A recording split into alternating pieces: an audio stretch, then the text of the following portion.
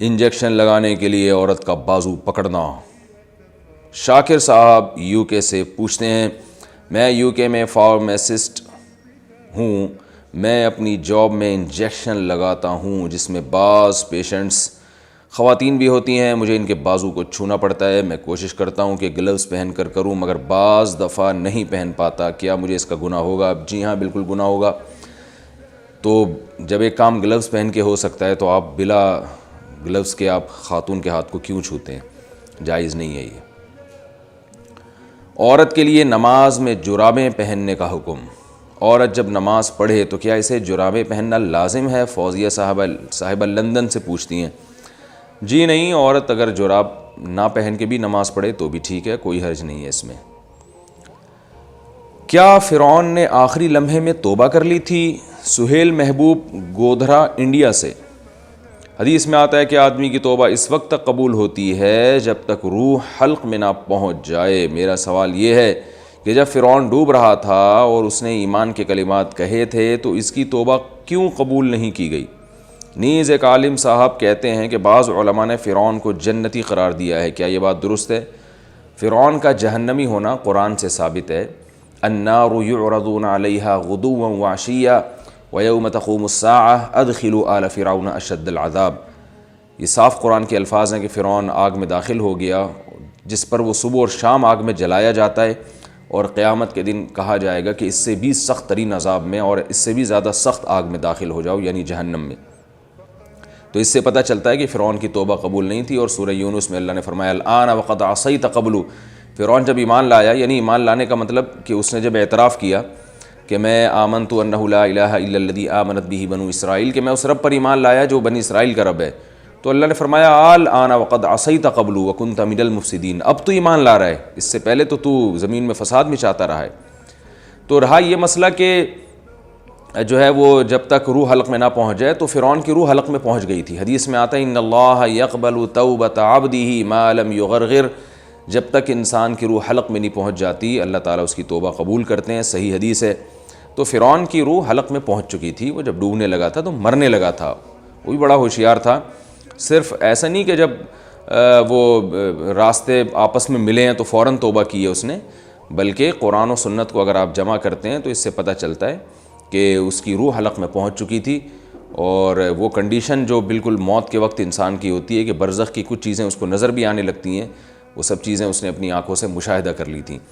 تو قرآن میں اس کی نفی نہیں ہے کہ روح حلق میں پہنچی تھی، قرآن میں اس کی کوئی نفی نہیں، اور حدیث میں آتا ہے کہ روح حلق میں جب تک نہیں پہنچتی توبہ اللہ تعالیٰ قبول کرتے ہیں۔ تو اس سے پتہ چلتا ہے کہ اس فرعون کی جو توبہ قبول نہیں ہوئی تو اس کی روح حلق تک پہنچ چکی تھی، تو اللہ نے اس کی توبہ قبول نہیں کی۔ کیا ہندو لڑکی اپنا اسلام چھپا سکتی ہے؟ بہت اہم سوال ہے۔ ارباز صاحب بمبئی سے پوچھتے ہیں۔ ممبئی، یہ سوال اس لیے اہم ہے کہ بہت سارے غیر مسلم ایسے ہیں جو اسلام قبول کرنا چاہتے ہیں مگر ان کے خاندان کی طرف سے اتنا سخت ان پر دباؤ ہوتا ہے کہ وہ مجبور ہوتے ہیں۔ تو ان تمام غیر مسلموں کے لیے یہ سوال بہت اہمیت کا حامل ہوگا۔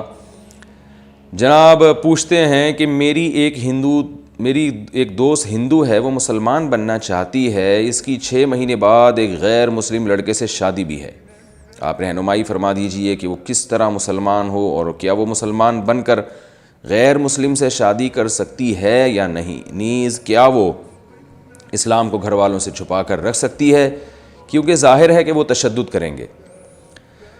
دیکھیے، یہ جو آپ کی ہندو دوست ہے اس کو چاہیے کہ اسلام قبول کر لے، اور اگر گھر والوں کا تشدد برداشت کر سکتی ہے تو اسلام کو ظاہر بھی کر دے، لیکن اگر اتنی ہمت نہیں ہے اس کے لیے بہت مشکل ہے اس کو برداشت کرنا، تو آپ کے سامنے کلمہ پڑھ لے۔ جو بھی سوال پوچھنے والی خاتون ہیں یا مرد ہیں، ارباز صاحب کا پتہ نہیں مجھے ارباز صاحب ہیں یا صاحبہ ہیں، لکھا ہوا ہے ارباز سین کے ساتھ، بہرحال جو بھی ہیں، تو وہ خاتون کو چاہیے کہ کلمہ پڑھیں، اعتراف کریں اللہ کی توحید کا، رسول اللہ صلی اللہ علیہ وسلم کی رسالت کا، آپ کے آخری نبی ہونے کا، بتوں کا انکار کریں، اور یہ زبان سے ان تمام چیزوں کا اقرار کر لیں اور یہ نیت کر لیں کہ میں اسلام میں داخل ہو گئی ہوں، کلمہ پڑھ لیں، تو انشاءاللہ قیامت کے دن ان کا شمار مسلمانوں میں ہوگا۔ پھر اپنے اسلام کو چھپائیں۔ رسول اللہ صلی اللہ علیہ وسلم کے دور میں بہت سے صحابہ ایسے تھے مکہ میں مسلمان ہوئے، انہوں نے اپنے اسلام کو چھپایا، ظاہر نہیں کیا، کیونکہ بہت سخت عذاب دیا جاتا تھا اس وقت جو بھی مسلمان ہوتا تھا، تو پھر چھپ چھپ کے نمازیں پڑھنا شروع کر دیں۔ بعض ایسی خواتین ہیں جنہوں نے اسلام قبول کیا ہے گھر میں رہتے ہوئے اور کئی سالوں سے اسلام کو چھپایا ہوا ہے، تو اس سے کفر سے انشاءاللہ وہ بچ جائیں گی۔ اللہ نہ کرے اگر ان کی موت واقع ہو گئی تو انشاءاللہ وہ جنت میں جائیں گی۔ توحید پر موت واقع ہونی چاہیے۔ جتنی توفیق ان کو اعمال کی ملتی ہے وہ چھپ چھپ کے کرتی رہیں، اور جو نمازیں رہ جائیں وہ ڈائری میں نوٹ کر لیں، لیکن ہمت کریں کہ نماز قضا نہ ہونے پائے، کیونکہ اسلام میں سب سے اہم ترین حکم اسلام لانے کے بعد نماز ہے، اور چھپ چھپ کے نماز سیکھیں، جتنا چھپ کے کر سکتی ہیں کریں۔ رہا یہ مسئلہ کہ ان کی شادی غیر مسلم سے ہو سکتی ہے، تو ہمت کی بات ہے کہ اس شادی کو کوئی بہانہ کر کے رکوا دیں، کیونکہ مسلم لڑکی کی شادی غیر مسلم سے نہیں ہو سکتی، وہ عمل زنا کہلائے گا، شادی نہیں کہلائے گا۔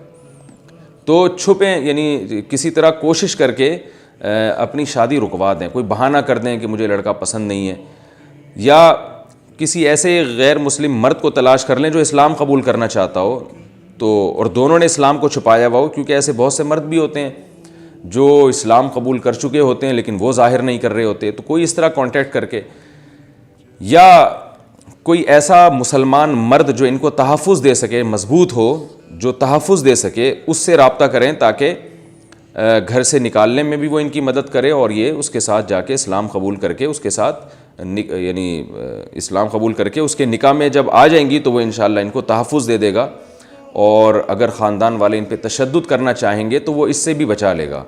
تو اس طرح کا کوئی مرد تلاش کر لیں، اللہ تعالیٰ ان کی مدد کریں، ہماری دلی دعائیں ان کے ساتھ ہیں۔ یہ سب کچھ اگر نہیں ہو سکتا اور ناممکن ہے ان کے لیے، تو پھر قرآن مجید میں اللہ تعالیٰ نے حکم دیا ہے وَلَا تُكْرِهُوا فَتَيَاتِكُمْ عَلَى الْبِغَاءِ إِنْ أَرَدْنَا تَحَصُّنًا لِتَبْتَغُوا عَرَضَ الْحَيَاةِ الدُّنْيَا۔ بعض منافقین کیا کرتے تھے، اپنی باندیوں سے زنا کرواتے تھے، اور زبردستی وہ نہیں کرتی تھیں تو مارتے تھے، بہت ظلم کرتے تھے، تو وہ مجبور ہو چکی تھیں، وہ بھاگ نہیں سکتی تھی کہیں، تو اللہ نے ان کے بارے میں فرمایا کہ یہ جو باندیاں اس طرح بیچاری مجبور ہیں اور جبراً ظلماً ان پہ زنا کروایا جا رہا ہے، تو یہ ان باندیوں پہ گناہ نہیں ہوگا، بلکہ گناہ ان پر ہوگا جو ان پہ جبر کر رہے ہیں۔ تو اللہ تعالیٰ غفور الرحیم ہے، ایسے ظلم کے بعد اگر یہ اس برائی میں مبتلا ہو جاتی ہیں جس برائی سے بچنا ان کے لیے ممکن نہیں ہے، تو اللہ تعالیٰ غفور الرحیم ہے، معاف کر دے گا۔ تو یہ اپنی غیر مسلم بہن سے میں یہی کہوں گا کہ یہ چھپ کے اسلام قبول کر لیں اور اس رشتے کو کسی طرح ختم کرنے کی کوشش کریں۔ اگر پورا زور لگا لیا اور آپ کے لیے اس رشتے سے بچنا ممکن ہی نہیں ہے، آپ کے یعنی بہت زیادہ ظلم ہوگا، تو مجبوراً یہاں شادی کر لیں۔ یہ شادی تو نہیں کہلائے گی کیونکہ آپ تو مسلم ہو چکی ہوں گی، لیکن بعد میں پھر نکاح کے بعد آپ جو اس شخص کو جس سے آپ کی شادی ہوئی ہے، جس کو اسلام شادی نہیں کہتا بہرحال، تو آپ اس کو محبت سے کسی طرح اسلام کے قریب لانے کی کوشش کریں۔ اگر اس میں آپ کامیاب ہو جاتی ہیں اور مسلمان ہو جاتا ہے تو پھر دوبارہ نکاح کر لیں اس سے۔ نکاح کرنا دوبارہ بہت آسان ہے، 2 گواہوں کی موجودگی میں ایجاب و قبول کرنا پڑتا ہے۔